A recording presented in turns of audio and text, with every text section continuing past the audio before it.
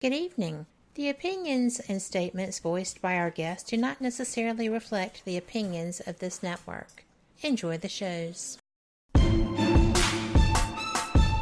You're listening to WBHM Digital Broadcasting, the best in paranormal talk only on Paranormal Experience Radio. Broadcasting live out of Birmingham, Alabama.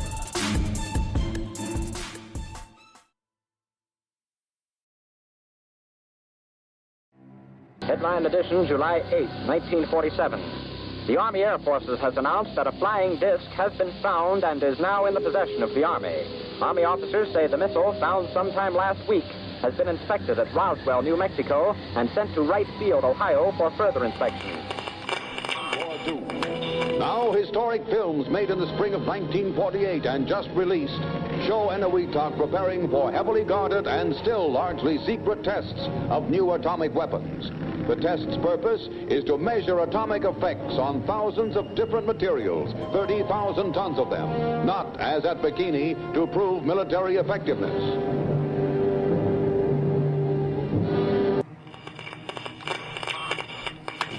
San Francisco police say that 9 persons have been arrested in a narcotics raid on the headquarters of the Grateful Dead, a widely popular singing group. 2 members of the group, Rod McKernan and Robert Weir, and their business manager, Danny Rifkin, have been booked on suspicion of possessing narcotics. 3, 2, 1, 0. All engine running. Liftoff. We have a liftoff. 32 minutes past the hour. Liftoff on Apollo 11. Tower cleared. We got a roll program. Neil Armstrong reporting the roll and pitch program, which puts Apollo 11 on a proper heading. I'm going to step off the limb now. That's one small step for man, one giant leap for mankind.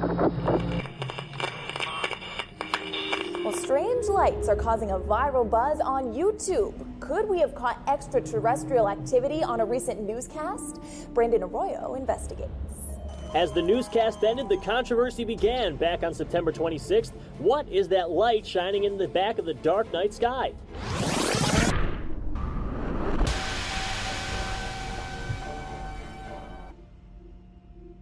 With coverage reaching all the way back to 1948, for over 70 years, Fate magazine has brought you reports of the strange and unknown, all of them true.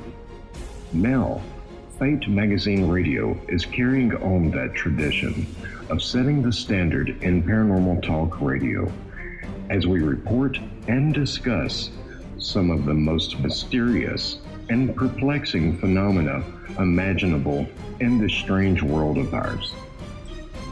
Now, here is your host of Fate Magazine Radio, Kat Hobson.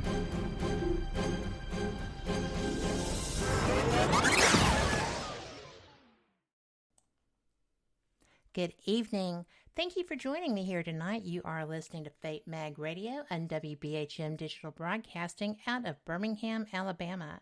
I am Kat Hobson. I am the voice of fate, as it were. We are the online voice of Fate magazine, and if you are not getting yours, you need to get your subscription re-upped. Phyllis has got a new edition about to come out, and it is going to be slamming and jamming. It's time to get that taken care of.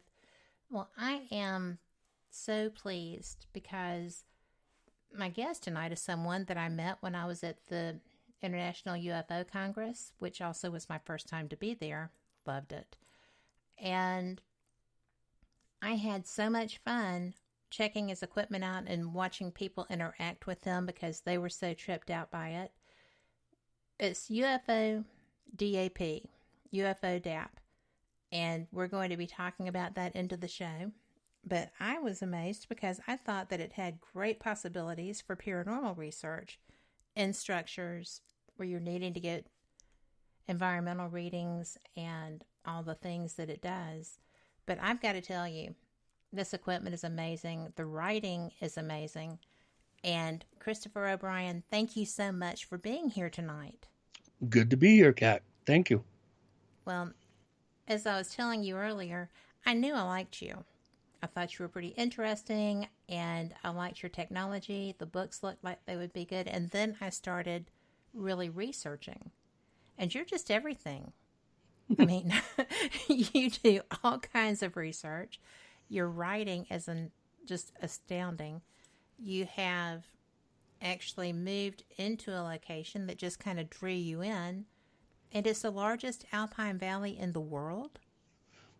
Correct. I was there for 13 years, from 1989 to 2002. And I've been keeping my eye on the San Luis Valley ever since I moved away. I ended up deciding to move on from there because I was starting to become the story, and I just found that wasn't that was starting to be a little cumbersome. Well, I could see that. Well, because there's a lot to that story. Yeah. I mean, well, it's when you live in a little tiny town of a couple hundred people, and you sell a lot of books. It's hard to stay out of your own way, and I guess it's time to move when the vans full of Japanese tourists stop out in front of your house and they start clicking pictures and people following you from job site to job site and knocking on your door at all hours of the day and night. It just got a little too much, so I figured I'd move on and just have my network of skywatchers and sources and keep in touch with people, but not get in the way of the investigative work. I think that was probably a great idea, but I just find it so amazing that you were able actually to live in your research environment for so long. Yeah, I think that's very important. It is. It's a whole different dimension. Yeah, it's really important. Yeah. Yeah, you can't hope to gain the kind of insight and to really dig into an area if you're not a local. It's very, very hard to come from the outside and expect people to open up and share, sometimes paradigm changing experiences with a stranger, an outsider. And it's just so much easier if you have a local phone number and people you know who you are and know that they can trust you, that you won't use their name if they ask to be anonymous or violate any sort of trust, and that's really important. And also it's important so that you can follow up and see how these phenomenal events have changed a person, how it's altered their thinking.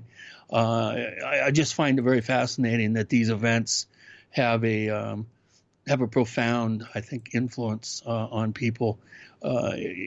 Even those, I think, oftentimes they're not even aware of it. It's something that just it kind of layers on them their experiences. That sort of it just adds a layer, and it's very, very to me it's very gratifying when people take you into their confidence. And again, you have to be a local, really. Well, you do. And I find it when you said that, when they ask for anonymity, they have to know that you're going to give it. There's Right. so many people that violate that. Yeah, exactly. And that's just wrong. Yes, and my whole process, investigative process, is really to be there to help people. I've kind of joked over the years that oftentimes I felt almost like a paranormal shrink, that people really didn't have anywhere to turn, or they didn't have anybody to talk to about potentially life-altering experiences. And you have a big burly rancher crying on your shoulder because he couldn't understand why they took his best breeding cow. It's pretty it's disconcerting, I think, to people to have things land in their fields, or find their animals mutilated, or see things fly by that they can't explain. I think it for some people it's real life altering. So that's one thing that I really I made a real point to try to be there for people and not push, not try to suck them dry of data about the experience or experiences, and just to allow them to tell me and proceed at their own speed.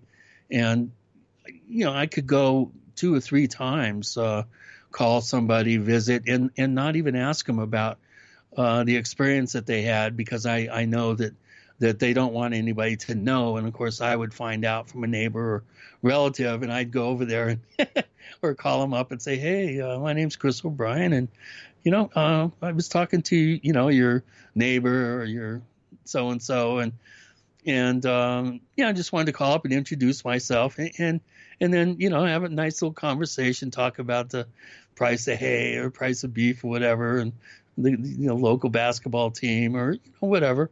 And then hang up, say, "Oh, it was good talking to you," and hang up. And by the second or third time you do this, they go, okay, I'll tell you. So it's kind of reverse psychology. Just if you put yourself in a position to be there for somebody, but not force yourself on them, I think that they appreciate that. So it's for you aspiring field investigators out there, your bedside manner and how you relate to people is really, really important. Well, it is. And, I understand that. I have a friend that I investigate with. He's actually my research partner. Now we're studying noetic sciences and trying to do protocols for some experiments and such. But he has always said, "Well, you're a spiritual counselor." Yeah. And I'm like, "What?" He said, "For the spirits." He was like, "Oh, there you go." It works for the clients too. Yeah. But you help to guide spirits or try to find out what they're looking for. And I thought, after being freaked out by that a little bit, I thought, well, that's just really a nice thing to say. And I'm running with it. I'm going to take that as a positive and run with it. So it matters how you approach people. Yeah. And, I get called names all the time by entities in the homes that we go to.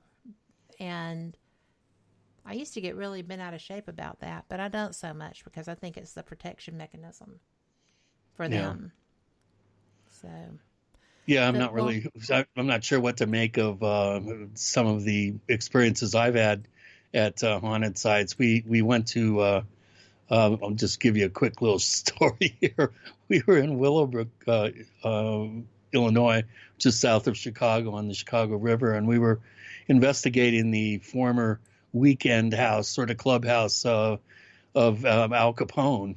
And it's funny. You mentioned being called names. Every EVP that we got, and actual full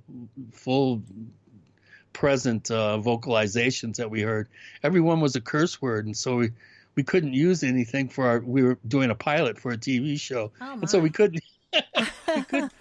We would have to bleep out our evidence. It was really actually kind of funny that they just kept cursing at us, and unfortunately, because it was network television that we were shooting for, we couldn't use any of the. Oh my gosh! That would be me. It's so funny that things happen that way. Not when it's happening, but when you're trying to achieve a goal and things aren't cooperating with you, it's frustrating. But that is funny. Yeah, everything had a curse word in it, so we couldn't use any of it. It was go figure. Golly. Well, yeah. Had that been the case for you a lot, or was it just seeming like no? That's the only time that's happened. I have heard some salty language before, but more often than not, it's pretty innocuous. The types of words and phrases and sounds that you hear.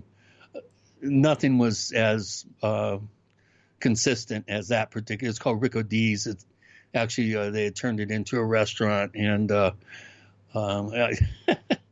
it's so ironic. Everybody got a real kick out of it when we realized that there was nothing that we could use. But no, I don't find that to be the case at all. I kind of went into the haunted site investigative realm really healthily skeptical, open-minded, but real skeptical. And all it took was about 3 or 4 really notorious haunted sites for me to be very, very convinced that there's something to it. It didn't take long, especially if you're going to real active areas like the Sally House in Atchison, Kansas, or Atchison, Kansas as a whole. Oh my God, that place! Oh, that's just it. The whole place is spooky. But that particular house was. I was filming an interview with the prior renter who lived there 5 years prior. Mm-hmm. The house had been empty for about 5 years. Nobody would live in it. And he had these bloody furrows started appearing on his forehead, going down his While forehead. You were talking to him? Yeah, on camera. Pretty amazing. Yes. And he got these big scratches on his back, and I couldn't believe it. It's I've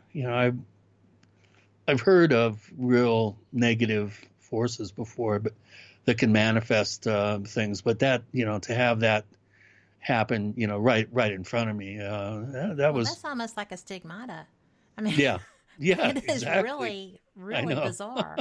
Yeah. One of the hosts on this network, her show was on Monday. She was the tour guide at the Sally House for quite some time. Wow. And Denise Pridemore. And the things that she has told me, I was just kind of like, oh, okay. Yeah, I wouldn't go back there. Yeah. No, I wouldn't. That's probably the only place I could really say that about. But I will not go back there.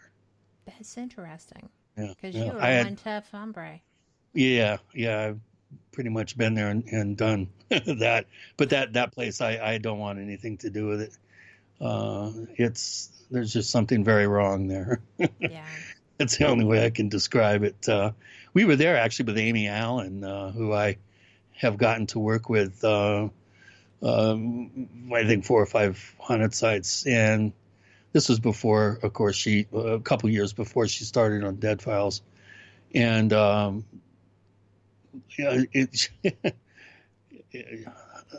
that girl has talent. She's the real deal. That's what Steve said. Yes. Yeah. I haven't interviewed her, but I have interviewed him a couple of times, and he just said, "Yeah, when I met her, I knew that was the one." Yeah, because she is amazing. She's the real deal. And she proved it to me just inadvertently a number of times. I was sort of in charge of the evidence chain, and there were a number of times where she asked us if we heard something and we didn't, and we would get back to the studio, and right before she asked us if we heard that, we would hear, like in one case, she said, "Do you hear those children? I hear children laughing." And of course, we had perfect EVP of 2 children giggling and laughing just before she said that. Of course you do. That sounds about right. Yeah, and that was just one of a number of times. But the whole haunted site thing, I really don't have the kind of experience in terms of logging the locations and the number of hours that I've done with the UFO phenomenon or the cattle death mystery. I really haven't had a chance to dive into that particular realm of investigation as much as other areas, and I would like to. I find it very, very intriguing. I think that there's, as we progress down the road, I think there's more and more science and equipment now that can be brought to bear on these sites, and I think it's important because it is a location-specific thing, and so there's a real good chance that you'll be able to, to gather some real convincing data and phenomenal, record phenomenal effects and stuff. And because it's not like a UFO, you never know where they're going to show up. You know exactly where to go. And so probably who will be there, which is very odd to me. Sometimes, yeah. I'm still not as convinced about that, but I've probably been to a dozen, 12 or 15 really, I think really good sites that have a reputation that is well deserved, and I've become very, very intrigued by the whole subject matter and would like to do more work in that area. Well, when you decide that you want to look into something, I have a friend who owns a jail in Ohio. It's a little town in Ohio. It used to be the county jail. And I have had the most extreme experiences ever that I've ever experienced in that building. I've never been hurt. They don't hurt me. They don't even call me names, so that's nice. But the whole building just is amazing from top to bottom, and now she put heat in it, so I can go before summer, because I'm a Southern person, and that doesn't work. But we have to go take a break right quick, so we will be back on the flip side of this. And Chris O'Brien is fantastic. Y'all are going to love the rest of this. We'll be right back.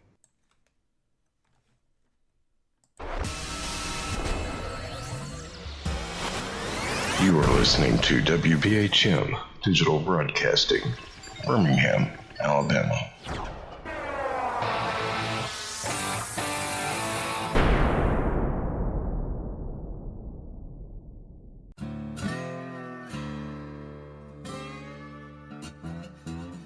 Oh, come on. I'm Southern, but... nope. That'll do. Hello. I am Kat Hobson, host of Paranormal Experience here on WBHM Digital Broadcasting out of Birmingham, Alabama. I enjoy having guests from all areas of the paranormal, from ghosts to ufology to cryptids and beyond. You'll find some of the best researchers in their fields bringing you some great information. Join me on Wednesday nights from 8 to 10 p. Eastern here on WBHM Digital Broadcasting.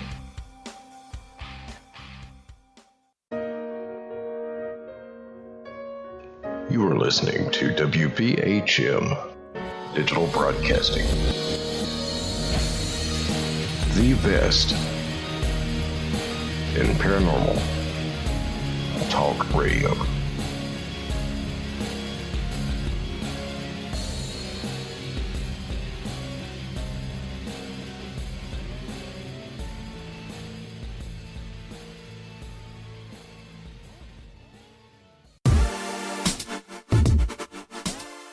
Listening to WBHM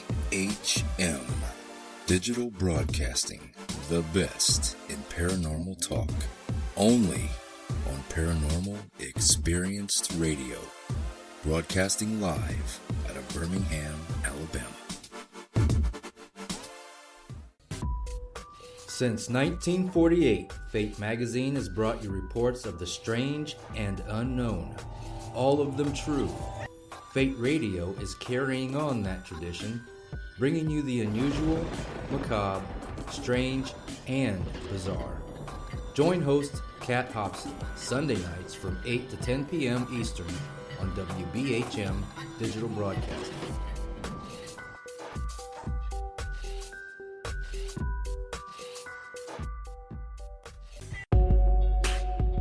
You are listening to WBHM Digital Broadcasting, the best in paranormal talk, only on Paranormal Experience Radio, broadcasting live out of Birmingham, Alabama.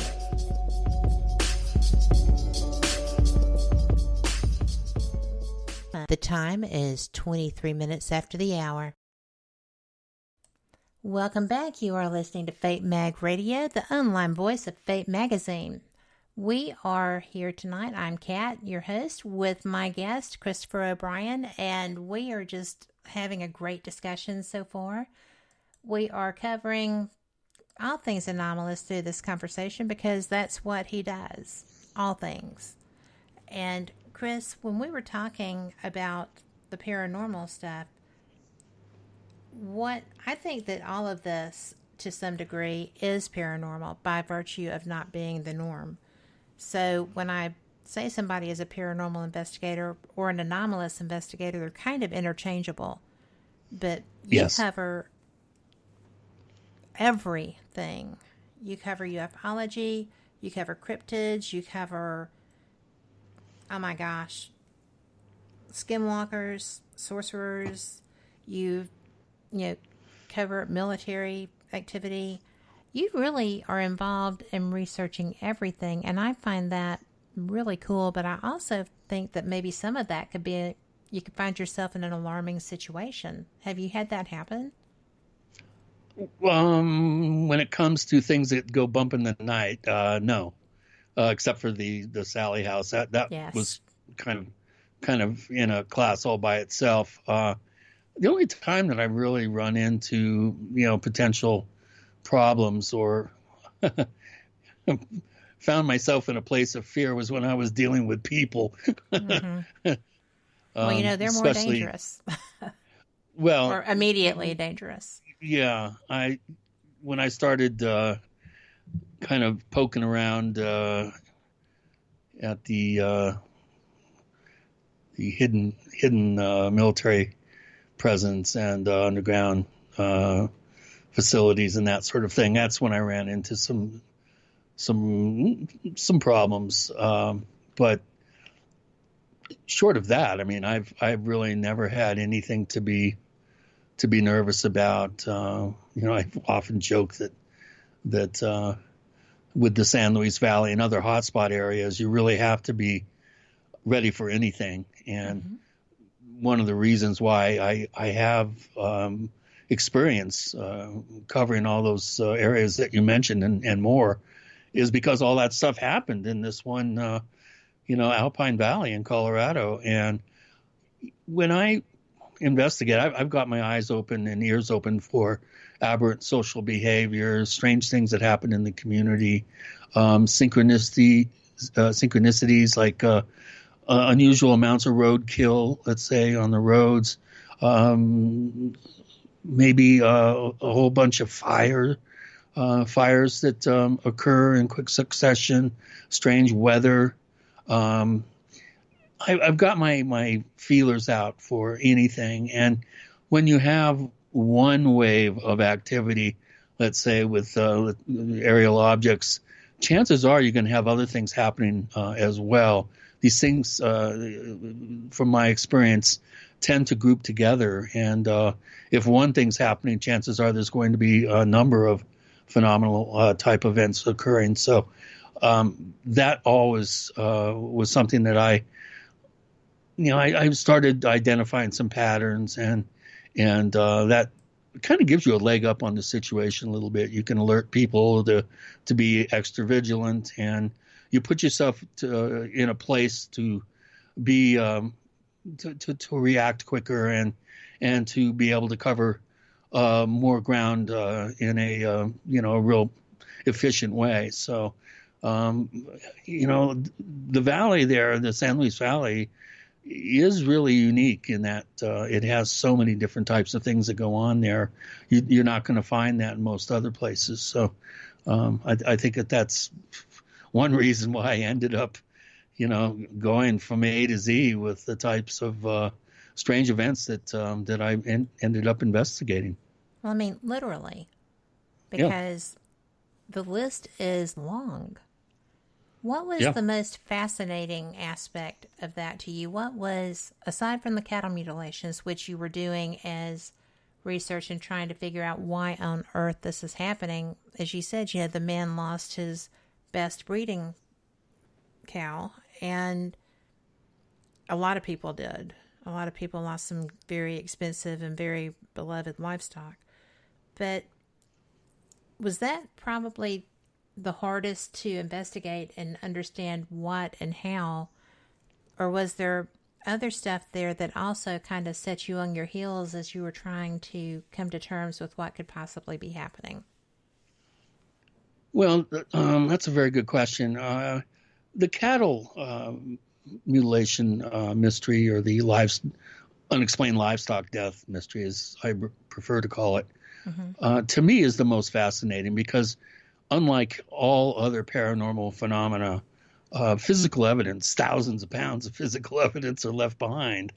And that puts it into a unique sort of place all on its own, because you have, if you're able to be on site within 24 hours, you can then get samples, forensic samples, and have a veterinary pathologist or a crime lab take a look at the samples. And I was involved in a number of studies where we were testing samples and also testing plant and soil. And this was pretty difficult. It was a lot of work. Each investigation would take 2 days, and but you're not going to be able to do that with a UFO sighting unless you have some sort of physical evidence that you can conclusively prove came from the object. Let's say something, a piece off an object. Sometimes they dribble like this molten slag, for instance, has been reported. Occasionally, angel hair has been reported. But these are very, very rare, these types of cases, one in a million. And the chances of having that sort of case are really very, very small. But with the cattle, it's different, because you do have all this physical evidence. And I find it fascinating that it is, besides stigmata, it's the only blood-based paranormal phenomenon that we have. I guess you can count vampirism as one, but that to me is more of a kind of a urban legend, really. I don't know of any real convincing vampire cases, for instance. Well, you do have a society that actually believes themselves to be that. So they try to live that lifestyle. But as far as the that's cape people and everything, that need lives. Yeah, that's aberrant social behavior as far as I'm concerned. So that's one reason why I'm so fascinated by the cattle. And the other thing is that it really ties into and dovetails with some very interesting cultural beliefs, and just it's kind of a closet subject in the Western culture, meat eating and beef, and then I think it ties in also with the ancient practice of animal sacrifice. And there's a lot of very, very interesting cultural aspects to the whole mutilation mystery, and that's just infinitely fascinating to me.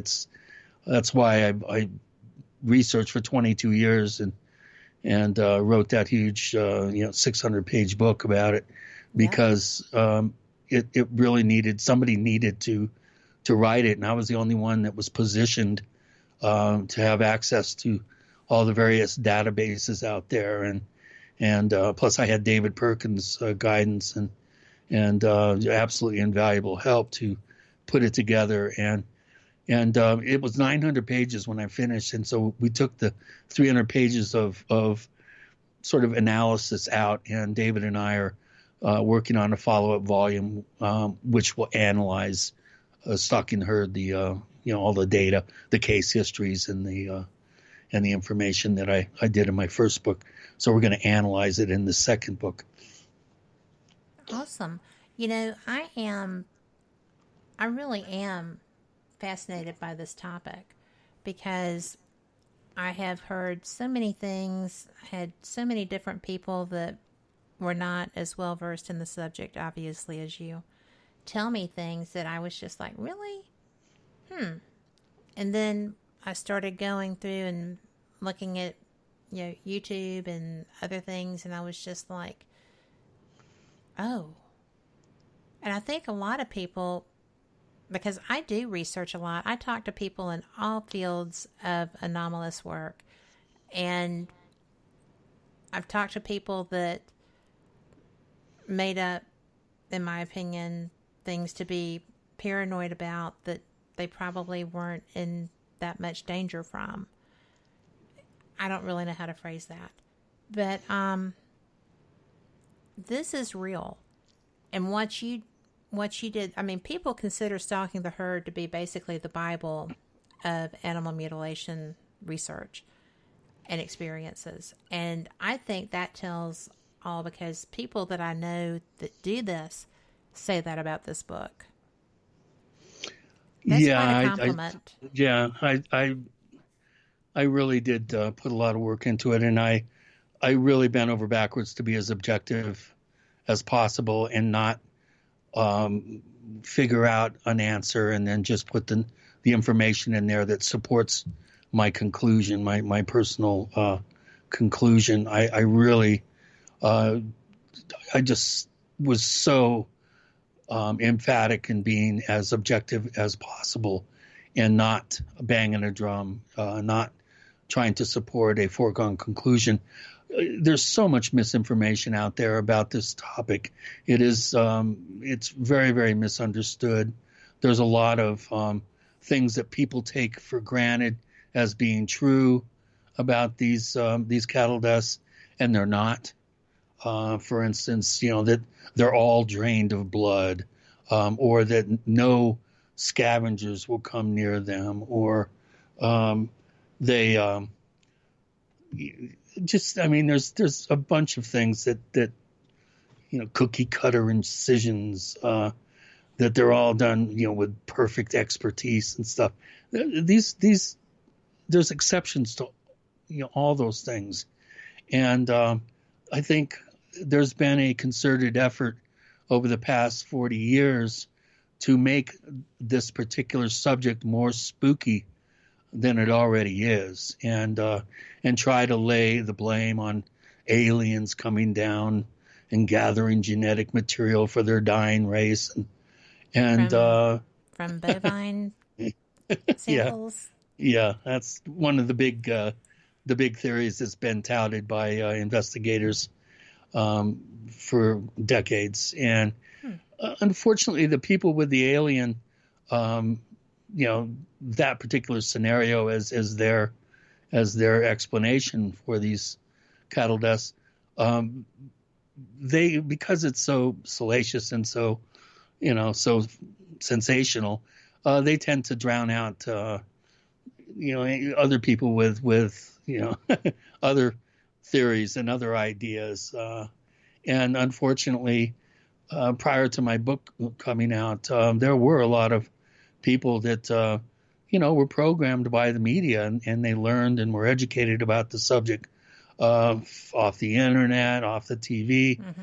And those are the last places that you should get your information.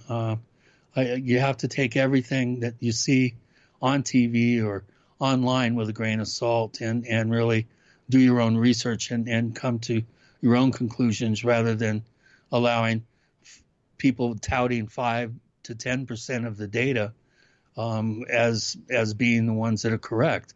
There's 90% of the data that they're totally they're ignoring. They're aware of it. They just don't want to address it because it doesn't conform to their foregone conclusion about what's going on. So it's, in other words, I'm trying to be nice with this, but I unfortunately, I'm very skeptical by nature, and I'm a very progressive guy in my life, and fairly outspoken. And outspoken, but when it comes to investigating these mysteries, I'm very conservative. In fact, I'm not true believer enough for the true believers, so they don't like me, and I'm not skeptical enough for the skeptics, so they don't like me. So I'm caught in the middle. I'm getting it from both sides. So, well, that just means you're doing it right. Well, I'm used to it, so it's it's not that big of a deal. People find out about my work, and they go, "How come I've never heard of you? Man, this is and they give me all these compliments, and I say, well, that's because I'm not out there trying to create a cult of personality around myself, and this isn't my career. I have a life. So, I let my work speak for itself, and I don't, except for going on shows. When people invite me to do things, then, I'll share my views and talk about my work. But, I don't go out of my way I've never made a single call to the media to promote myself. So, they all find me. So. Well, because of your work. I mean, it's brilliant. It really is. Like I said, I knew that I had enjoyed our conversation and that I enjoyed watching other people interact, because I'm thinking, UFODAP, because that's what I'm seeing. And right. I saw the books, right? But people would come up and, man, you would get chatted up for an hour. It was just interesting to watch that, because I thought that was neat. When people had a chance to actually learn from you standing right there, you were gracious and you taught and discussed. And, that's cool. Not everybody will do that. I watch a lot. Yeah, I'm if I'm at a conference, it is a chance for people that would like to meet me or talk to me or something. It is a chance for them to interact, and I'm fine with that. I don't, if I'm out there and available, then I'm out there and available. I'm not selective. I try to be be gracious and give everybody the appropriate amount of time. It can be difficult at times though, and people that maybe need to talk to somebody about their particular experience kind of zero in on you and give you an earful. Well, sometimes happens. It's a little difficult, but for the most part, I don't really attract the loony types. Fortunately, I don't know, for some reason I just don't really have to deal with some of the time wasters, and I hate to sound like that, but there are a lot of people out there that really need to talk about their experiences, and I'm just fortunate that I don't really attract them too bad. I know some people in the field do unfortunately have to contend with folks that may be a little needy, for lack of a better term. But I'm just, I guess I'm lucky that way. It works. So we are coming up to our second break, and we have a question in chat that we're going to address when we come back. And we'll see you on the flip side. Thanks for listening. We'll be right back. You are listening to WBHM Digital Broadcasting, the best in paranormal talk, only on Paranormal Experience Radio, broadcasting live out of Birmingham, Alabama.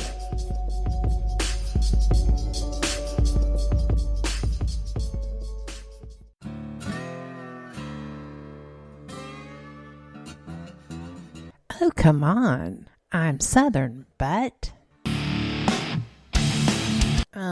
Nope. That'll do. Hello. I am Kat Hobson, host of Paranormal Experience here on WBHM Digital Broadcasting out of Birmingham, Alabama. I enjoy having guests from all areas of the paranormal, from ghosts to ufology to cryptids and beyond. You'll find some of the best researchers in their fields bringing you some great information. Join me on Wednesday nights from 8 to 10 p. Eastern here on WBHM Digital Broadcasting. Since 1948, Fate magazine has brought you reports of the strange and unknown, all of them true. Fate Radio is carrying on that tradition, bringing you the unusual, macabre, strange, and bizarre. Join host Kat Hobson Sunday nights from 8 to 10 p.m. Eastern on WBHM Digital Broadcasting.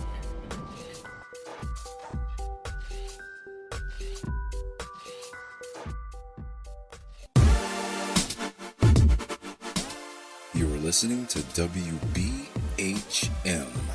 Digital Broadcasting, the best in Paranormal Talk, only on Paranormal Experienced Radio, broadcasting live out of Birmingham, Alabama.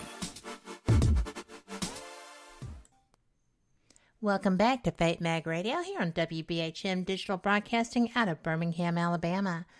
I am Kat Hobson, your host, and I am joined by Christopher O'Brien, who is one of the best researchers and best at sharing that I have come across in a long time. Chris, we were talking about the cattle mutilations and how open you are to people coming up to speak with you.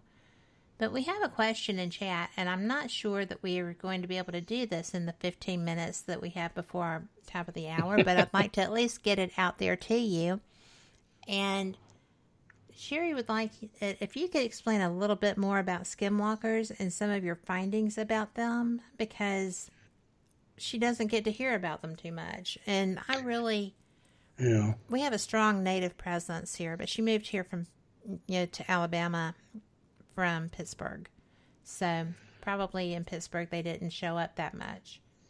But no. Right.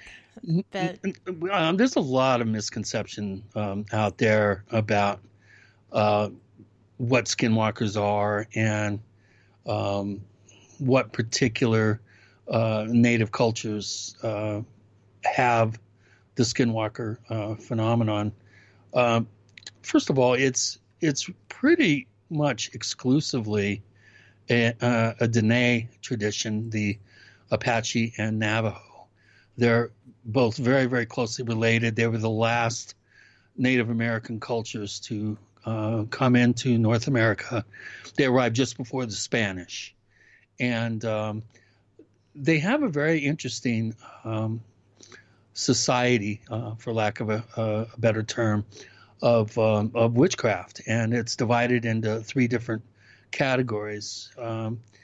Would be almost like a white magic, sort of dark but not too dark, and then totally black. And the black evil negative tradition features the ability to by the practitioners allegedly to shapeshift into various animal forms, to turn into a ball of energy and zip around the Southwest when they're in a hurry. They allegedly have the ability, if you lock eyes with them, to jump into you and control your motor functions, make you go somewhere, make you talk, make you do things. You're totally aware and conscious, but you can't do anything to stop them from making you do things. An interesting phenomenon, if you ever run into one, you'll know, because their eyes shine at night like an animal's. Really? And when they're in their animal form, their eyes won't shine.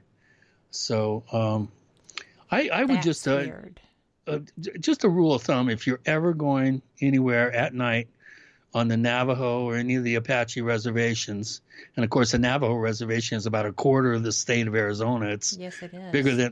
bigger than a lot of states here on the East Coast. But if you're ever driving there and you see somebody walking down the road in the middle of nowhere, do not stop. Do not try to give them a ride, because 9 times out of 10, stories about skinwalkers start with a person or a male or a female, mostly males, walking along the road in the direction of your travel, and you stop and try to give them a ride, and they ignore you. This is kind of how most of the stories go. They're all slightly different, but this is kind of the gist of it. And so as you start to speed up and go, all of a sudden you realize that the person is running right next to the car, looking in your window. And it doesn't matter how fast you go; they can keep up with you. Wow. I've had a New Mexico State Patrolman tell me about going 65, 70 miles an hour, and the I guess the person would have to be considered a skinwalker, was keeping up with the car, and then did a burst of speed and went right in front of the car, and then went off to the side. This is probably the most common type of encounter. Skinwalkers are hired by people to do nasty things to people they have problems with. They could be considered almost as metaphysical hitmen. They use a form of corpse powder that can be put into a person's food or can be blown on a person. It's somehow getting it next to their skin that can cause real bad illness and death. They sometimes will dip the corpse powder with a bone projectile, which they will use as almost like a dart, and then shoot you with it. They'll use, you'll never see a Navajo spit on the ground. They can use your saliva. They can use your shoes if you leave them outside. They can use, other articles of clothing, let's say, to kind of, do bad things to you ritualistically. It's probably the most taboo subject that you'll encounter in the Southwest among the Native people. It's an extremely difficult subject to research. Just the fact that you want to research it to the Navajo means that you could very well be a skinwalker. And I've had people literally, when I've asked them about Yishidolshi, turn around and literally run as fast as they could away from me. So it's not something that you're going to want to bring up in polite conversation on the res. Let's put it that way. No doubt. There was a really amazing Kachina carver who carved 2 skinwalker Kachinas that were being sold at the Cameron Trading Post on the Navajo res. And I used to do tours up to Grand Canyon. I'd stop, after the tour, I'd stop at this really neat gift shop and gallery. And when I was writing my book, Stalking the Tricksters, I wanted to take pictures of the Skinwalker Kachina dolls. And so I wanted to know who the artist was so that I could contact him. And I asked the kid that worked in there, who carved the Yishidolishis, and he he ran away. And he just left the store? Yeah, and he quit. He quit the store. Gosh. He quit his job. And I found out from his boss that I freaked him out, and he was studying to be a like a brujo, but a good one, and a medicine man, and he said that was a really ill omen for him, and that he wouldn't work there anymore. So it's a really, really taboo subject, and I can't underscore how you're really asking for trouble if you're going around asking people on the Navajo res about skinwalkers. It's just not to I wouldn't recommend it. That is good information, because I wander around when David's playing poker in Vegas, and I love Sedona. We love Sedona. We love oh my goodness, the picture place in Page, the canyon, the Slot Canyon. You have pictures of it. Antelope Canyon. Antelope Canyon. Thank you. And I would never have thought, no, make sure you don't do this. That's good information. Thank you. Yeah. I will take that to heart. It's you will run into some real problems. Attitudes change quickly if you ask the wrong person the wrong question. I've always been fascinated by Native American traditional knowledge. I don't think that there's very many of the old style adepts around. I think there's people that claim to be skinwalkers so that they can just get money from people to mess somebody up for them. I think there's a lot of posers out there that call themselves that. I think the real skinwalkers with the ancient knowledge are very few and far between. Well, and they wouldn't say that's who they were. No. And by identifying a skinwalker, they will die within 24 hours, according to the tradition. That if you can name one publicly, they'll be dead in 24 hours. A friend of mine who I worked with was half Navajo, half Lakota, and his uncle, as it turns out, was a skinwalker. And when he was a teenager, his uncle sort of talked him into starting to study with him, and he didn't realize that that's what he was studying. And then he got far enough into it where he started getting pretty interested in what he was learning.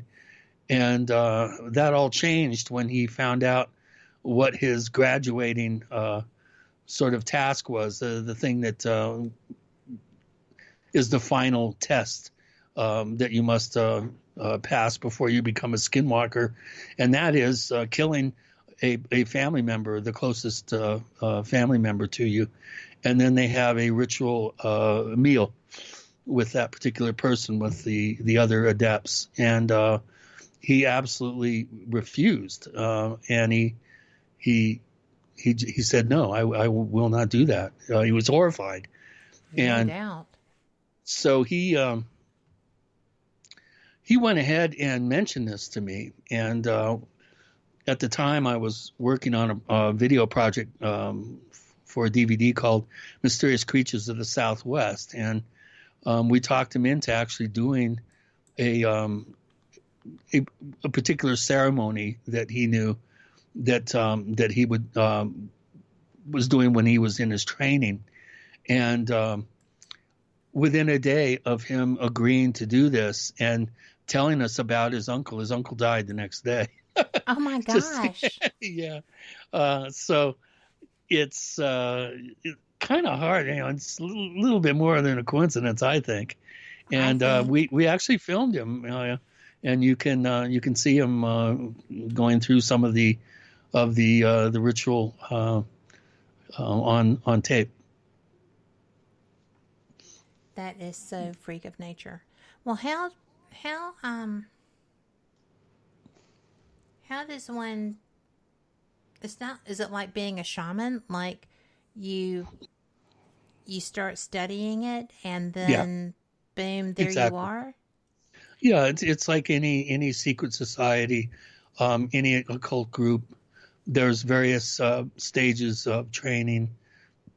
You have to attain levels of knowledge, and you have to master a particular level before you go on. It's similar to the Western esoteric tradition in that way, and it's a form of the witchery way is what the Navajo call it, and it's the most dark. It's the darkest, the blackest of the magical traditions among the Dene. Don't forget, there's connections that go back into the 1,000 years that tie the Dene people to Tibet, to parts of Mongolia, and some of the ancient pre-Buddhist sorcery beliefs in the Tibetan culture are quite fascinating.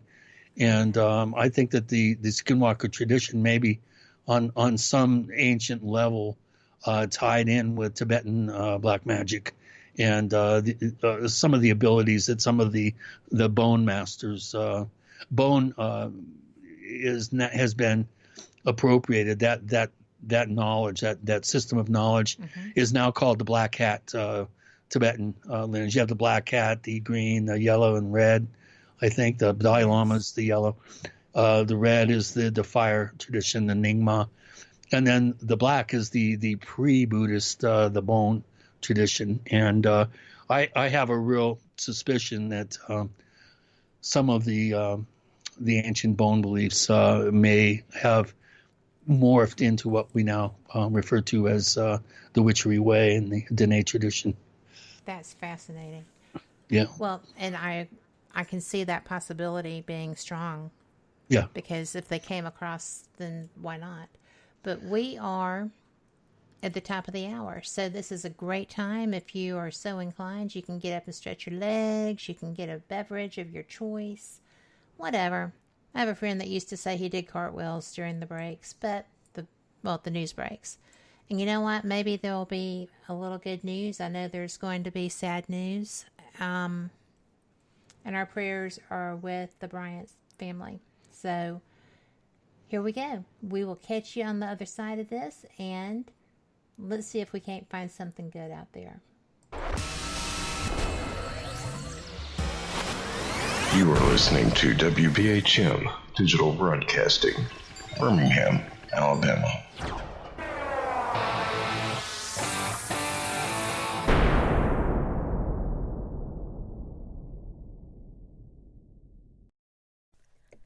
Live from NPR News in Washington, I'm Janine Herbst. France's health minister says French citizens will be evacuated from Wuhan, China early next week because of the coronavirus. France now has 3 cases of that virus. NPR's Eleanor Beardsley reports. Standing not far from the crash site in Calabasas, authorities warn basketball fans not to drive to the area as coroners are arriving to do their work identifying the victims of the crash. Los Angeles County Sheriff Alex Villanueva said the manifest indicated there were 9 people on board, the pilot and 8 passengers. There is wide speculation as to who the identities are. However, it is entirely inappropriate right now to identify anyone by name. Smoke is still billowing from the crash site as investigators collect debris that could help explain why the helicopter went down this morning. Dua Lee Saikautel, NPR News, Los Angeles. And that was the story of NBA legend Kobe Bryant and his 13-year-old daughter Gianna, also known as Gigi, who were killed in a fiery helicopter crash in Calabasas, California this morning near Los Angeles. 7 other people also died in that crash. Federal transportation investigators are trying to find the cause. And on now to France removing citizens from Wuhan, China because of the coronavirus. Yang is the 7th candidate to qualify for the debate, which will be held in New Hampshire on February 7th. Control says it's monitoring more than 100 patients nationwide and expects to see more cases. For NPR News, I'm Melissa Jung Perry. The Senate impeachment trial of President Trump resumes tomorrow. Senators are taking the day off after hearing from President Trump's legal team for the first time yesterday. NPR's Tim Mack reports Trump's lawyers offered what they said is a preview of what's to come. In their first presentations, the president's lawyers say that the House impeachment managers led by Congressman Adam Schiff have not met the burden of proof. Trump's legal team also said that House Democrats omitted key facts and could not be trusted. And moreover, they argued that removing the president from office would be an affront to voters who are set to go to the polls in November of this year. Following their arguments this week, the Senate may make a decision on witnesses and documents. In order to issue subpoenas for more evidence, Senate Democrats need to convince 4 Republicans to join them. So far, there is no clear indication that they have met that threshold. Tim Mack, NPR News, Washington. Meanwhile, those who are running for the Democratic presidential nomination return to the campaign trail for the day. There's just over a week to go until the Iowa caucuses. Israeli Prime Minister Benjamin Netanyahu and his political rival, Benny Gantz, are headed to Washington to meet separately with President Trump this week on his Middle East plan, a plan Trump hasn't released yet, though he says he will this week. But Palestinians have not been consulted on the deal and have preemptively rejected the U.S. proposal. This is NPR. In Turkey, rescue teams continue to search for survivors of the magnitude 6.7 quake that hit the eastern part of the country on Friday. Officials say the death toll has climbed to at least 31, with more than 1,500 injured. Authorities say at least 45 people have been pulled out of the rubble, including a mother and her 2-year-old daughter, who were trapped inside a collapsed apartment building for 28 hours. The area is also still dealing with hundreds of aftershocks. The Dutch Prime Minister has apologized for the government's failure to protect its Jewish citizens from deportation and murder during the country's Nazi occupation. Terry Schultz reports the historic apology comes on the eve of the 75th anniversary of the liberation of Auschwitz death camp. 140,000 Jews lived in the Netherlands when World War II broke out. By war's end, more than 100,000 of them were dead. Speaking at the Netherlands' annual commemoration of the Holocaust, Dutch Prime Minister Mark Rutte said he must acknowledge aloud officials had done too little to protect them. While the last survivors are still among us, he said, I apologize today for authorities' actions then. I do so in the knowledge that no word can contain something as horrific as the Holocaust. Though some Dutch citizens did resist and try to save Jews, such as Anne Frank's family in Amsterdam, Rutte said collectively it was not enough. For NPR News, I'm Terry Schultz. Crude oil prices are trading slightly higher in overnight Asian trading at $54.20 a barrel. I'm Janine Herbst, and you're listening to NPR News from Washington. Welcome back. You are listening to Fate Mag Radio. I'm Kat Hobson, your host. We are the online voice of Fate Magazine. In print, I guess, since 1948, 47. And I am so honored to be able to be in a position to say that because I love it. I love the magazine. I love being able to do this show with great guests like Christophero'Brien. We have been having so much fun. We went into a little extra information on skinwalkers because Sherry had not gotten a lot of information about those, and I think that you probably rocked her world a little there, Chris. So. Not many people know that much about skinwalkers. Like I said, there's a lot of misinformation, and I think there's a lot of misconception about what they are and what they're capable of doing. Well, it's disconcerting for sure because I thought that Cherokee had some interesting things, but nothing really as directional, focused as that, to my knowledge. I haven't been educated about it, if so. There's negative medicine. Well, everywhere. The bad juju. Yeah, all tribes have a sort of a witchcraft tradition, although sometimes they don't call it that. But basically, it doesn't matter where you go, you're going to find it. The Skinwalker version of it is, like I said, is primarily a Dene tradition, and that's Apache and Navajo. Mm-hmm. And it's just not very pleasant people. And I wouldn't want to get, I was actually, I think I did a tracked one during one investigation. I did have some things that happened to me. At the time, I didn't know that they were very, very typical sort of manifestations of skinwalker phenomena. Banging going around the house extremely quickly, real loud, like somebody's slamming their fist on the wall, but it goes around the house in less than 5 seconds.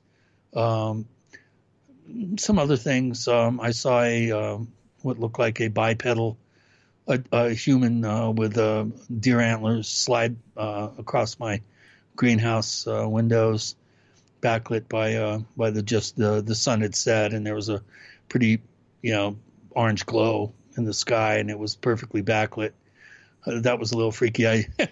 I would think, yes. And I mean, that's way freaky. Yeah, that one had to. I had my shower I had a shower in the greenhouse, and I was showering after plastering all day, and I was all soaked up, and it's the only time I've ever gotten out of the shower without rinsing off. I could see that, though. It was disconcerting. Well, to say the freaked least. me out. Yeah. So I had been investigating a witchcraft case that involved a Navajo elder and a very well-known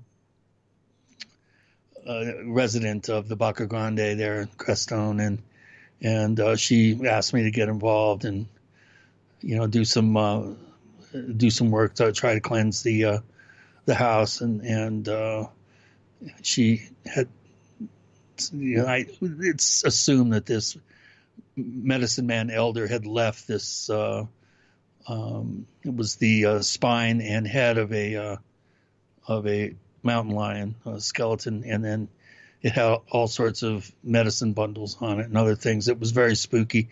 Unfortunately, she threw it away before I got a chance.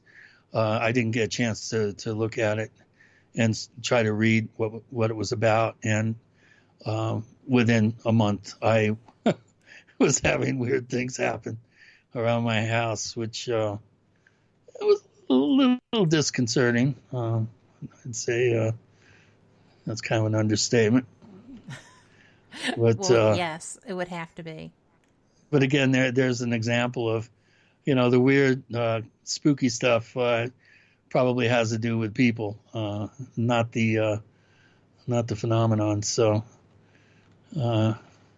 that's what kind of scares me sometimes. Yeah, it's the people that have the mindset to try to put the freak into it, right? When they're trying to rattle you. And yeah. I always find it interesting when stuff unusual happens and you're not picking up on it, somebody finds a way to point it out. Yeah. It's like, oh, I didn't see that. So. Well, and that's one of the reasons why we're doing the UFODAP project, so that we can have a data gathering system up and running for when the tree falls in the forest and nobody's there to listen to it. With triangulated cameras and motion detection and motion tracking, plus recording changes in the magnetic field and changes in gravity. We're able to then document these aerial events that occur there and hopefully replicate that data and maybe publish a paper, have get a physicist involved and think about publishing a paper for peer review. I'm not sure where we get it published, but there's several options available. I mean, you don't have to be involved. Well, you already know all that, but you don't have to be involved with an actual study other than your own. You can go to academia.com, and that I get a lot of information from. I've tried my best to vet everything that I read there. I try to find source material for it, but it's a really good source. It helps me learn. Yeah. So, but just a suggestion. I didn't mean to bet right in there. That's all right. There's good places to get your stuff out. Yes and no. Yeah. The folks, the SCU folks down in right there by Redstone Arsenal there in Alabama. Mm-hmm. They, I think Robert Powell and there's a number of scientists there that are credentialed that may be in a position to work on a paper. It's we want to get that kind of data because we now have the ability to afford the technology to go ahead and document these events. And if we had tried really an issue before the funding? Well, yeah. I mean, the cost of the technology is, it would have been hundreds of thousands of dollars to do this 20 years ago. And, and with the rudimentary internet, it probably wouldn't have been possible. Now with high-speed internet and with the miniaturization and, competitiveness of electronics, you can do a full-blown system that's state-of-the-art for less than $5,000. And you can do it, our least expensive system is around $400. So it's, a tenth of what it was, it's 1% of what it was 20 years ago, 30 years ago. So it's very exciting, and we're the first people to actually put these systems together, and they have custom software for event detection, motion tracking, and record on motion. So You can get triangulated cameras that are coordinated with GPS, and there's a map, and you can map where it is, how fast it's going, how large it is, what altitude it's flying at, what the azimuth is. I mean, all that stuff is recorded, along with all the temperature, humidity, barometric pressure, and like I said, changes in the magnetic and gravity in the location. So this is really exciting. I'm really honored to work with Ron Olch, who's a very, very talented engineer, and he's spent 10,000 hours writing all the code and everything, and it's pretty exciting, and we're really looking forward. Yeah, we've already sold a number of systems. We have one going in up in the Uinta Basin there, right next to the Skinwalker Ranch. We have another system that's in northern Utah, a system in San Pedro, California. We have the first camera up in the San Luis Valley. The second camera's up and not producing data. It's a long story, but we're putting a second and third camera in this spring. We have a system that went to Italy, if I remember correctly. We're going to be featured on Expedition Unknown and Expedition X on the Travel Channel, and it's pretty exciting. We've gotten quite a bit of notoriety already, and you saw my presentation, I think, there at the Congress. Say hello to my little friend. Well, I'm going to tell you, it was so well received, and the possibilities are just astounding.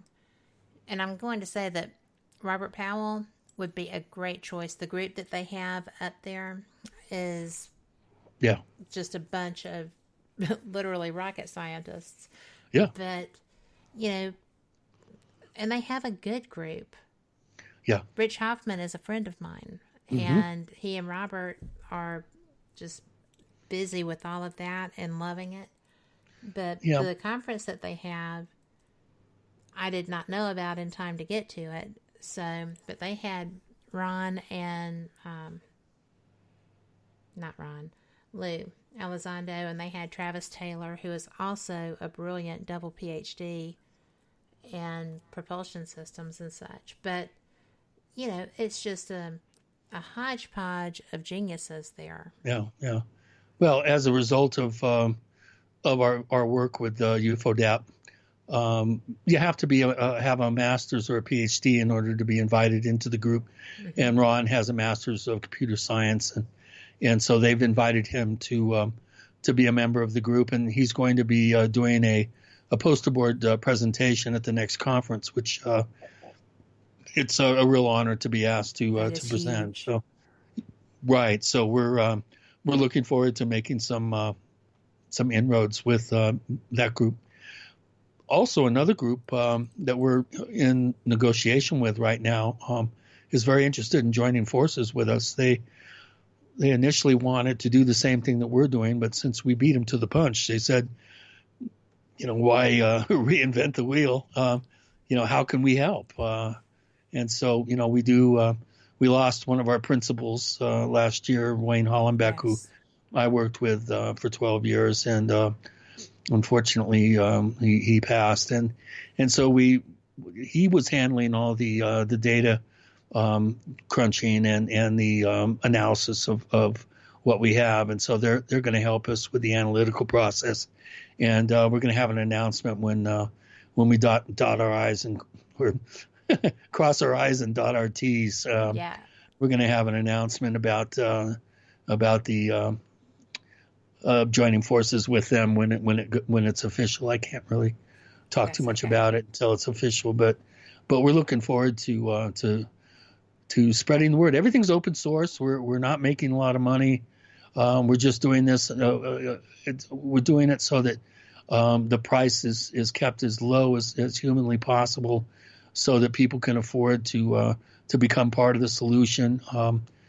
Once we have a network of these systems around the world, if people want, they have the option of dovetailing their data and sending it to a centralized location so that we can then start to do pattern recognition and other things once we get up and rolling and the actual sighting events start occurring. That's the coolest thing ever. Yeah. We can operate it anywhere. I mean, it's internet. So I could be in China operating a system in Colorado. So it's cool. It is. It's really exciting.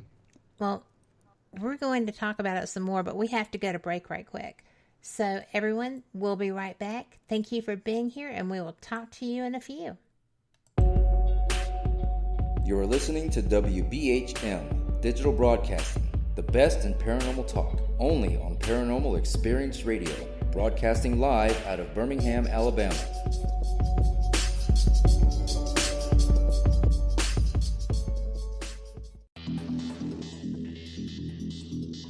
Several U.S. presidents are on record talking about the UFO mystery. Yeah, Presidents Jimmy Carter, Ronald Reagan both had UFO sightings of their own, but the current presidential campaign might be the first in which UFO disclosure has been championed by a major party candidate.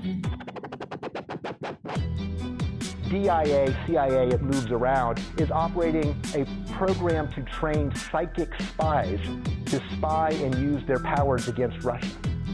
John Ronson writes about this in The Men Who Stare at Goats.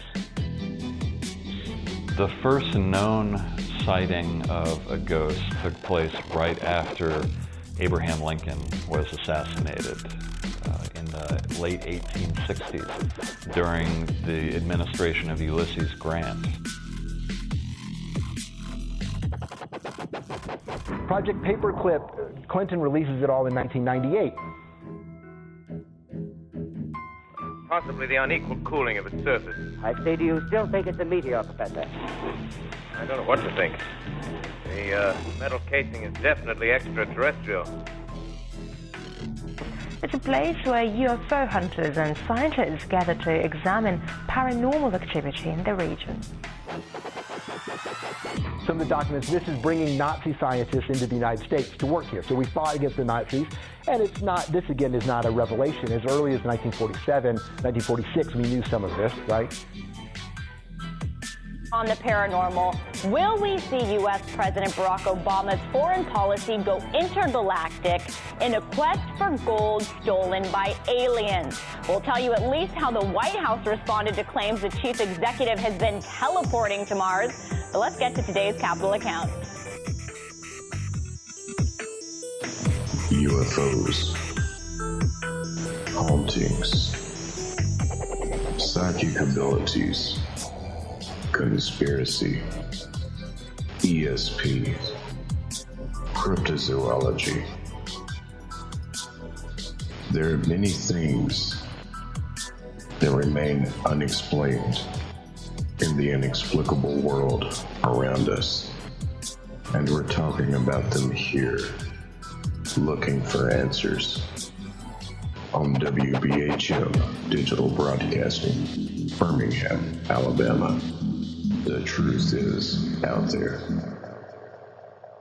Thank you for listening to WBHM Digital Broadcasting out of Birmingham, Alabama. The time is 23 minutes after the hour. Welcome back to Fate Mag Radio. I am Kat Hobson, your host, with my guest, Christopher O'Brien. And we were just talking about a new system that he and friends have put together. And they're starting to see some deployment through customers around the world. You're already international. So kudos to you. I cannot wait until the data comes flooding in. Yeah, we're looking forward to getting the first real full-blown system up in the San Luis Valley, and then I think the second full system with the multi-sensor apparatus that has all the other sensors, 2 cameras, and then the MSDAU, we call it multi-sensor data acquisition unit. It'll be going up in this spring, and then also the one up by the so-called Skinwalker Ranch up in Utah will be going up as well. And we're really looking forward to capturing some of these things that go bump in the night and go flying by. As you mentioned earlier, I think you kind of alluded to this, that the system actually can be used for haunted sites as well. Yes. We do have a way to convert that to an indoor scenario, and the multi-sensor unit has input, so you can plug various types of ghost box or tri-field meters. Any number of sensing equipment can go into the multi-sensor package, and then those things will be turned on and off if an event occurs, and you'll be recording any sort of changes in field effect changes in the environment. So it is something that I think its time has come. The technology is now at a point, and the cost point is low enough so that the average person can utilize this software and this gear to actually capture scientifically capture these types of events. And this has been a dream of mine since I first got involved in being an investigator back in the early 90s, and it's pretty exciting. It's very exciting. Well, when we were talking about it, I was like, this would be great for paranormal investigation. And you looked at me like, this chick's weird. But it truly, you can see so many possibilities with what this can do. And like I was telling you, I have a friend who owns a jail that is extraordinarily haunted. Not in a bad way. Unless you're rude. But I have other friends who own other places around the country that they consider paranormal research sites, research centers. Yeah. And, I think that would be a tremendous draw if you could go to their location and look, here's this. Until everybody, until it becomes accessible for everybody to be able to afford one. Although $400 for a unit to do something that this is capable of, I think is a fantastic bargain. I know it's not the great big, your friend the robot thing, Robbie, but I think it's brilliant. I love the applications that you can use this for. You can just see it just blowing up all over the place. Exactly. And I think its time has come. This is really the direction that I think the investigative community should be going now, in this direction of attempting to scientifically document without any room for wiggle room, to go ahead and document these things. Absolutely. So that you can actually give it to credentialed scientists to say, well, go ahead, explain this. Well, and you've got everything right there. That is one thing that everything in one unit that you can have recorded and isolated however you want, and then you can take it to somebody and say, tell me why this isn't this. Give me the explanation. Exactly. Yeah. So it's exciting, and I'm really I'm looking forward to the day when we have a bunch of these systems up and we're able to compare data from one event in one part of the world, with events in elsewhere. And I think it's we have a group in Australia that's interested in getting a system. We have a group in Switzerland that's interested in getting a system. We also have another group, a radio astronomer actually in Bologna, Italy, has expressed interest to get a system. So this is really exciting, and we're really looking forward to getting this stuff out there. It's going to be a lot of fun if you start getting documentation of unexpected phenomenon before anybody's ready to, quote, disclose it. Right. And it's just like, hello, this may not be on the White House lawn, but check this out. Yeah, exactly. Well, another thing, there's other things too. I have a feeling, for instance, that in the San Luis Valley we have natural phenomena that is mistaken for paranormal phenomena. There's $2 billion worth of methane that's right out in front of where the camera is, between the camera location and 12 miles away, the Great Sand Dunes. That area in between, in the aquifer, below the water level, there's $2 billion worth of methane, and I think if the conditions are right, you literally have fluorescing swamp gas, just like the. That's interesting. Yeah, and also there's piezoelectric discharges from the quartz in the Sangre de Cristos, and on super cold nights and when it's really like 3-4% humidity, occasionally the mountains will discharge straight up in these columns of blue light that go straight up into the upper atmosphere, and people have talked about it. It's pretty rare, but no one has ever been able to photograph or get film or video of this. So, there's other applications for this as well, and we're looking forward to capturing some of the natural phenomena as well. Wow.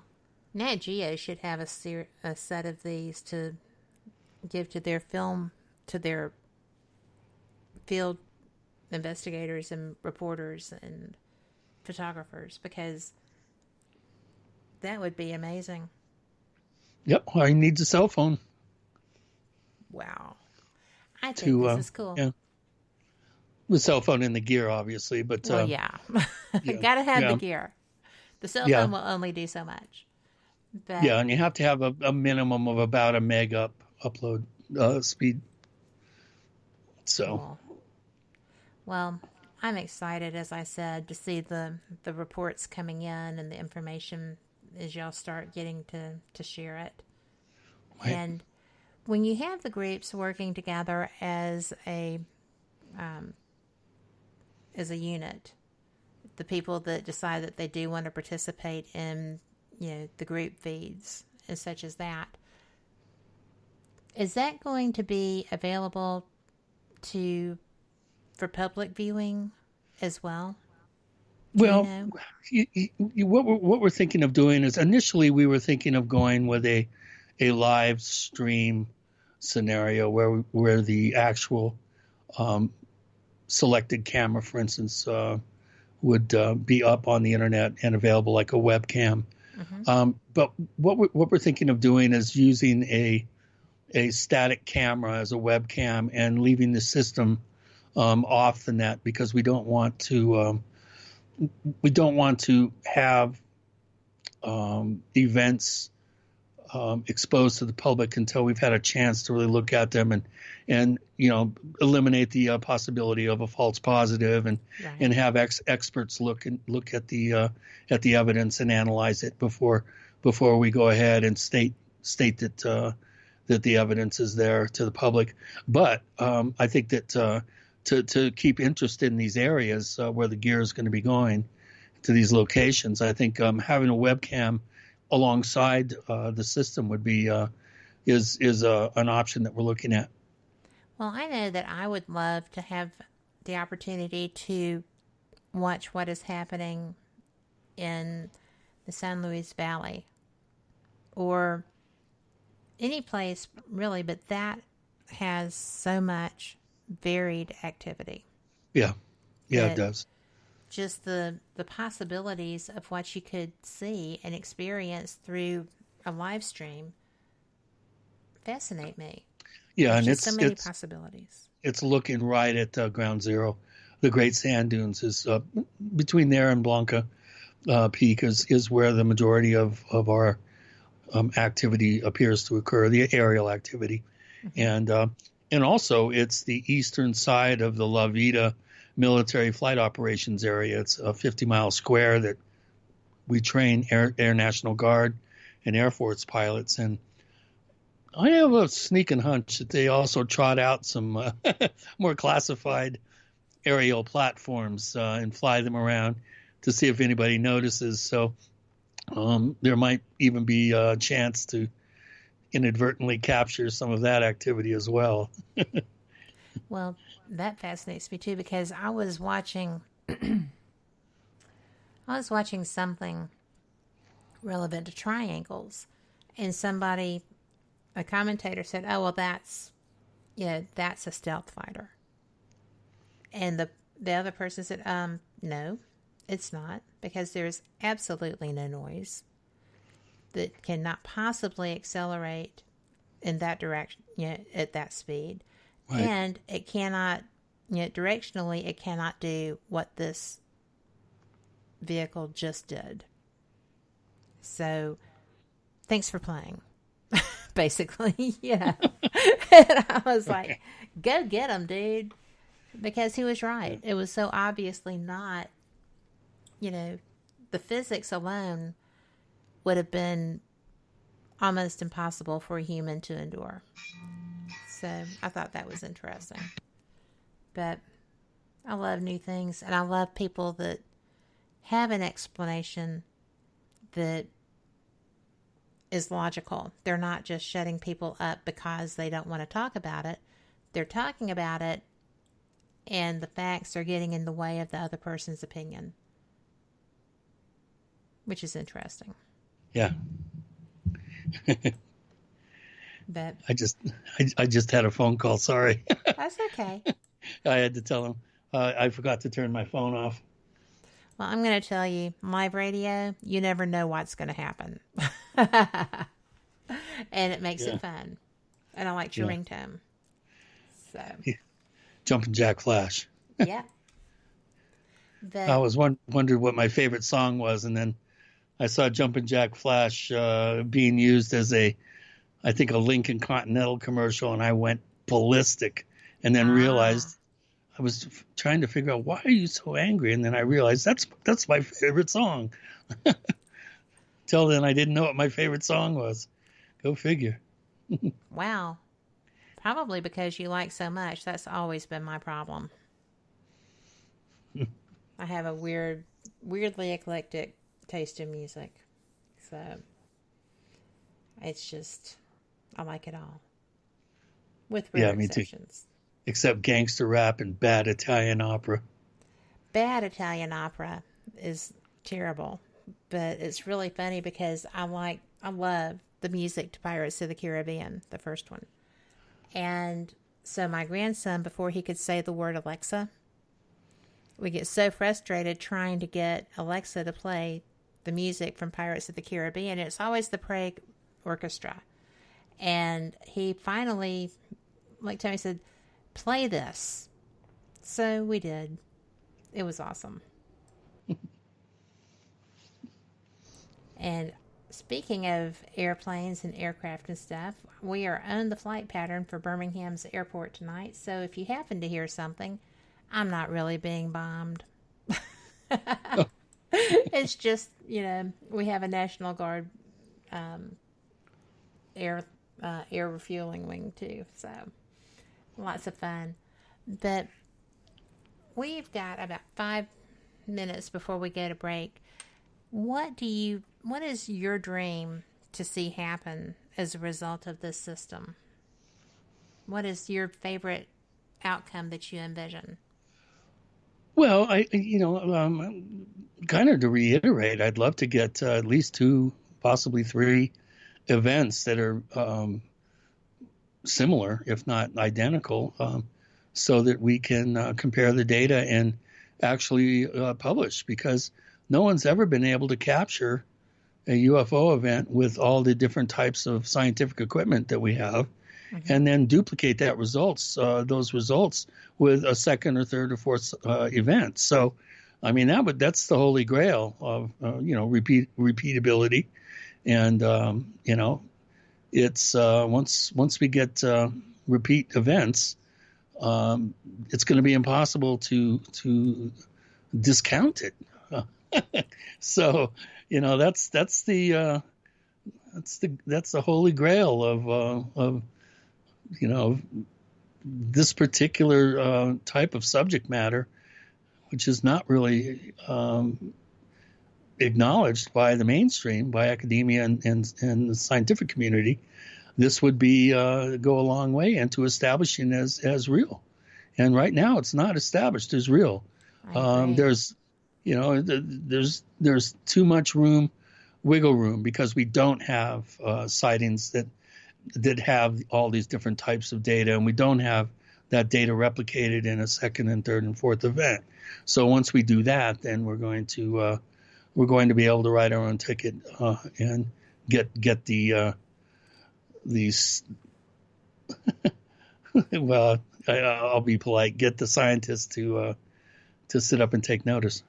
Yes, and it always amazes me how many naysayers there are when there is such a body of powerful, credible eyewitness reports for decades. But that's not good enough for science. Well, it's not. It's not. Yeah. And I understand that. But I am just, I was excited about this when you were starting to explain it to me. And I just get more thrilled when I contemplate the possibilities of what you're doing. It's just, the one thing that I think would be awesome is if you get your duplicating events from various locations around the globe, because this is not just a USA phenomenon. It's everywhere. We're just the ones whose government is more reticent than others about discussing it. And that would lead one to be surprised. It's not exactly everywhere. It's only in Christian countries. I thought that there was activity in Tibet and northern India. Nope, not to my knowledge. If you know of anything, if you know of activity, just word of mouth. I have a friend who came over. Well, he became my friend when he was here. He was a monk who was with a Tibetan society down south of me, and he went on to be an Eastern Studies teacher at another location. And he mentioned something about experiences. That's been almost 20 years ago. With the cattle? No, not with the cattle. With UFOs and... Well, yeah, that type of activity. Okay. Yeah, that goes on everywhere. The cattle are primarily a Western Christian culture phenomenon. You won't find it in India, anywhere in Asia that I know of. Maybe some cases in Africa, but they're equivocal. Only Europe, Australia, the United States, North America, and South America.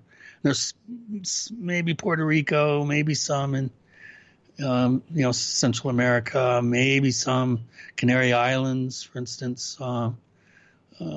But as soon as you go to cultures that don't feature Christianity as the main belief system, for some reason, you're not going to find the mutilation mystery. That's astounding. And on that note, we have to go take our last break. But this is our last break. When we come back, we'll be able to entertain some questions if you have them. And we'll see you then.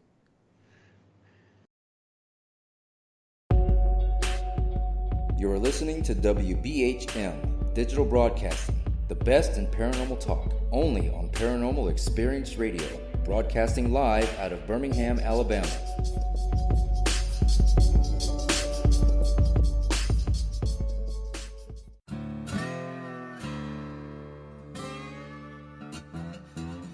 Oh, come on. I'm Southern, but... Nope. That'll do. Hello.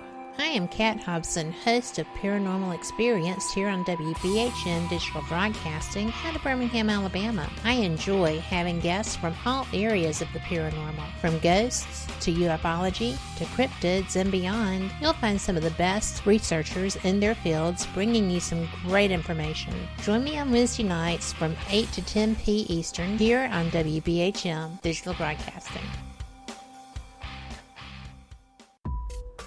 Since 1948, Fate magazine has brought you reports of the strange and unknown, all of them true. Fate Radio is carrying on that tradition, bringing you the unusual, macabre, strange, and bizarre. Join host Kat Hobson Sunday nights from 8 to 10 p.m. Eastern on WBHM Digital Broadcasting.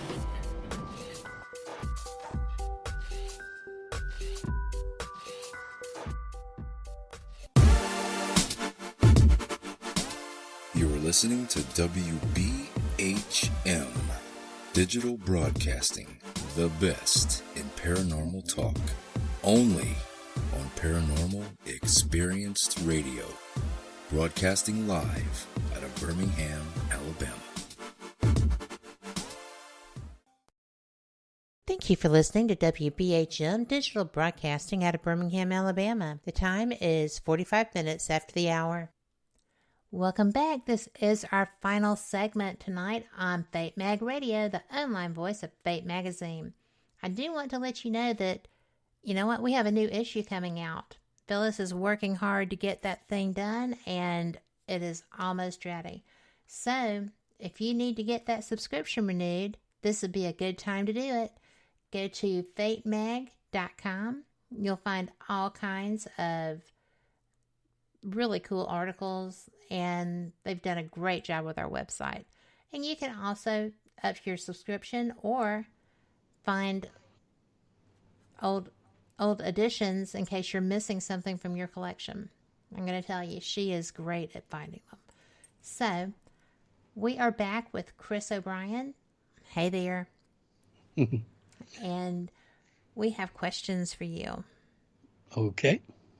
And I'm not sure what I think of this, so I'm interested to see your opinion. Do you think that Bigfoot has anything to do with aliens? It seems like Bigfoot and craft are spotted a lot in the same areas. I really have not seen a direct correlation, although there are some very interesting cases, including the Clearview case near Colorado Springs in '79, and also a really interesting case during the wintertime in western Pennsylvania, where two large Bigfoot-type creatures were seen. Ostensibly, they appeared to be coming from a large landing craft. And the Clearview case features a Bigfoot, Air Force officers, and a landed craft. But areas where these two mysteries are experienced, there are some commonalities, but it's pretty rare. I only know of a handful of cases where there's a direct link or apparent link between Bigfoot sighting and craft sighting. You're more apt to find cavern systems where Bigfoot are. That's one thing that I've noticed over the years is there seems to be cavern systems in areas where there's a higher incidence of Bigfoot sightings. That's not something that I've seen anybody really look into. So that's for all you aspiring crypto folks out there. Give me some help. See if you can do a little digging for me. Well, that's pretty interesting because I had not really thought about that, and we are cavernous here. So we have an awful lot of things like the skunk ape, like Bigfoot, like any kind of snake that will kill you if it bites you. I mean, there's just like a weird area. I think it's interesting though. But we have a lot of people who are Bigfoot explorers here. So I will actually reach out and see if I can't get some information on that. Yeah, it's something I noticed years ago, and I've always kind of had that in the back of my mind, and I think that there may be something to it. There may be some subterranean possible connection.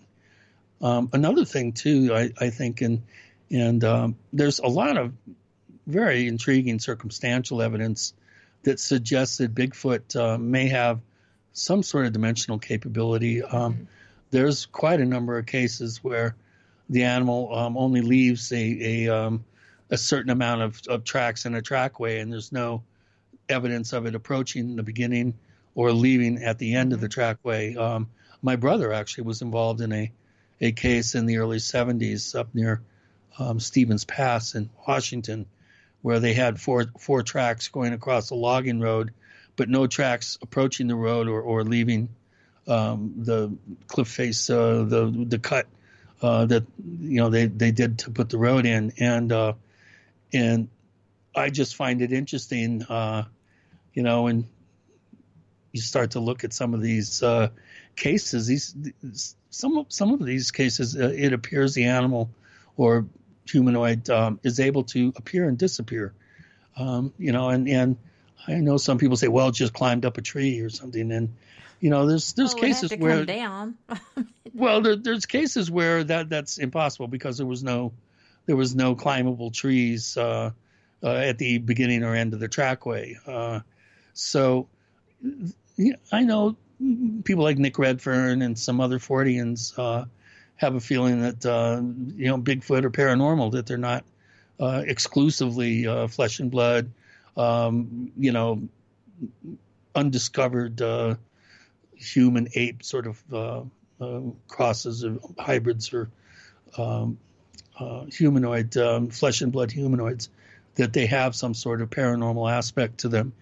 And I have a feeling that there may be something to that.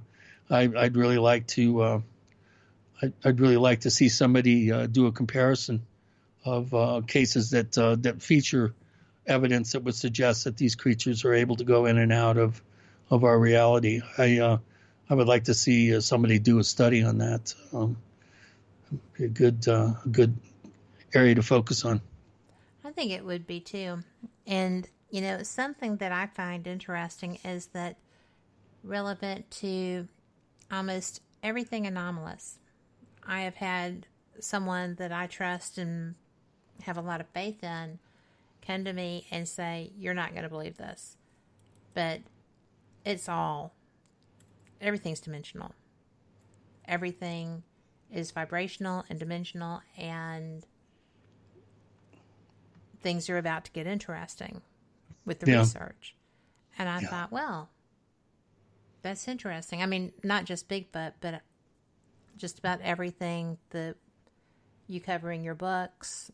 And I'm interested to see what's going to develop from that, because it wasn't a place where I could really ask a lot of questions, which, so well, that's why I wrote the Trickster book. That's why I wrote the Trickster book. Slays me. Yeah, that's I love it. People have asked me. They asked me for years, well, what do you think's going on? And I never was able to come up with a believable connection between all these apparently separate, divergent types of paranormal phenomena. And then I came up with something that links them all. Most of these types of phenomena feature shape-shifting. Mm-hmm. And if it's a shape-shifting, if it can shape-shift, then it's a trickster form. And so I think the trickster mechanism, it's not really a thing, a person, or it's more of a causal connecting principle. I think that if there is linkage between these divergent paranormal phenomena, it has to do with tricksterism, with absurdity, the toppling of static structures, the inexplicable. I think that is what ties these various things together, and that's what sort of inspired me to go ahead and write the book and try to come up with a unified field theory for paranormal phenomena. It's a bit of a stretch, but I think I did a pretty good job of stating my hypothesis. I would agree with that, but as I'm reading it, I'm thinking, holy cats. Okay. Really? I mean, my husband probably thought that I was losing my mind.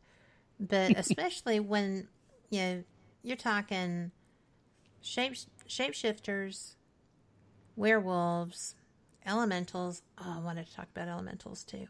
Men in Black, Jinn, everything. Everything that is... And they're all trickster forms. Mm-hmm. And when I thought about the Men in Black, it gave me pause for a minute. And then I was like, well, you know what? As an example, they have scared people out of a lifetime of research and affected the health of people and done other things as well. But when, I have to tell you, when I was reading Graham Barker's book, trying to find out when Nick was going to have something, because I thought I was reading Nick Redfern's book. So I thought, well, he sure is talking about Graham a lot. That's cool. But anyway, Gray. But, there's that video, ostensibly, or a photo of two guys walking into a hotel with their faces warped. And it's supposed to be an old photo. And I thought, well, if that were a real photograph, that would explain their faces being bizarre. Because, they had to be right by the time they got to where people were to talk to, or people would have run from them because they looked really gnarly. But there's just so many things that are out there that we don't understand. And really, really quick, we only have 5 minutes, which means you have 3, because I have to tell people about your websites and stuff. But would you explain elementals? Because I know that this is something that fascinates my listeners too, because I get questions about it all the time. Well, elementals are ancient manifestations of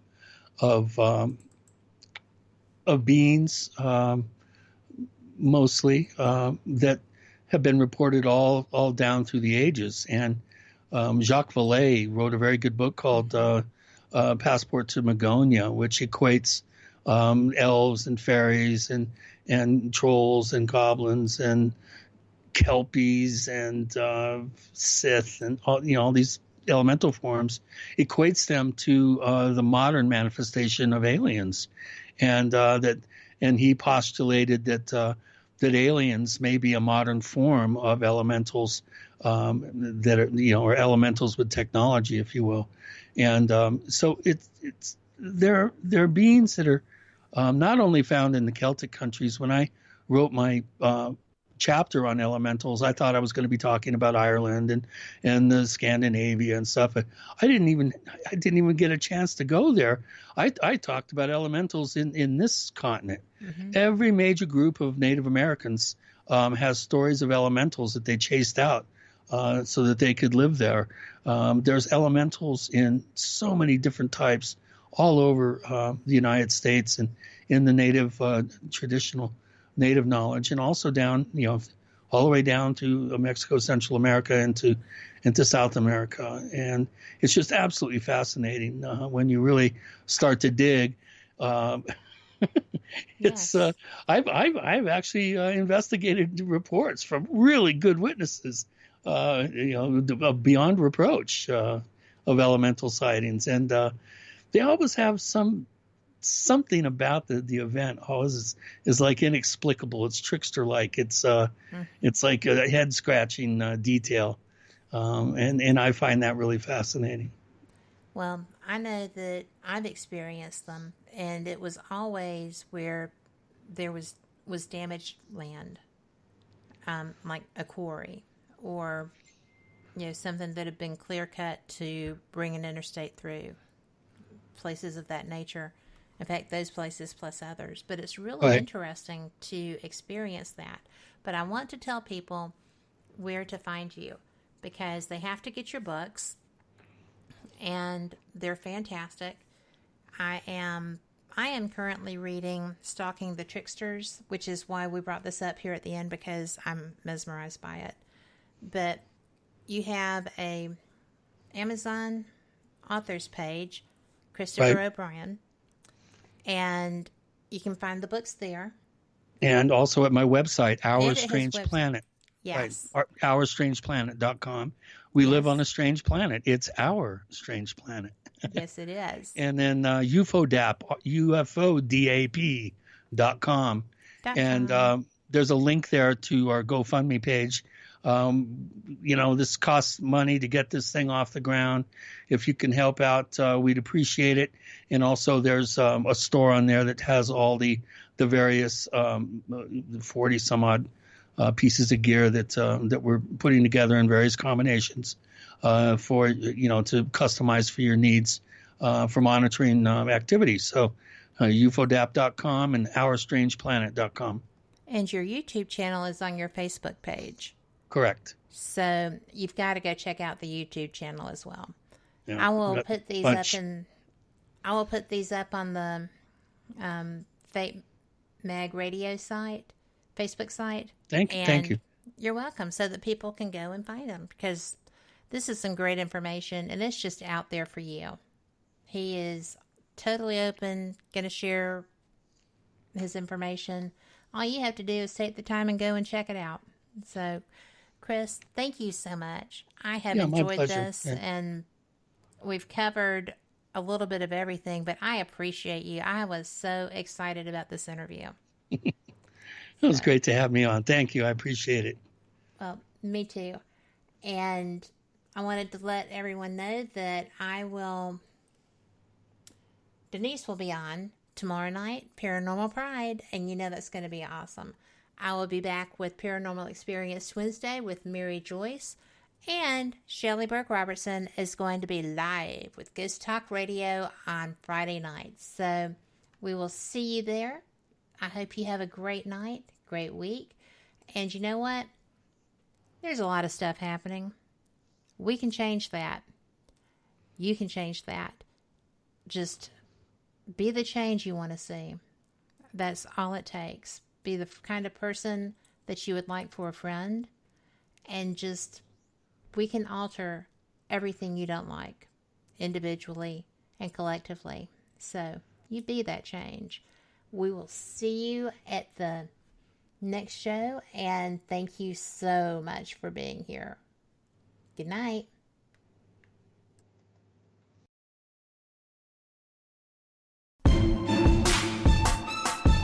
You are listening to WBHM Digital Broadcasting, the best in paranormal talk, only on Paranormal Experience Radio. Broadcasting live out of Birmingham, Alabama.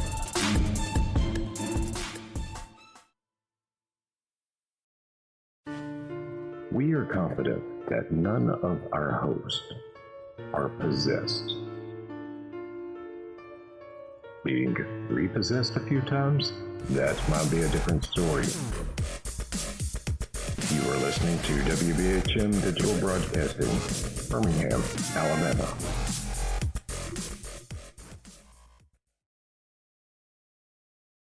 Warning, the following message does not necessarily reflect the views of WBHM-DB or its hosts, guests, listeners, or of any functioning adult in general. In fact, Frank should probably seek professional help. Listener discretion is advised. Hi there, Frank Lee here. I thought that I would spend a few moments telling you about the positivity from the network here. The overall message of para-unity and happiness, and how everyone here wants to get along with everyone out there, and how everything is just wonderful. Wait, Cat's not looking. Okay, I've got something to really tell you.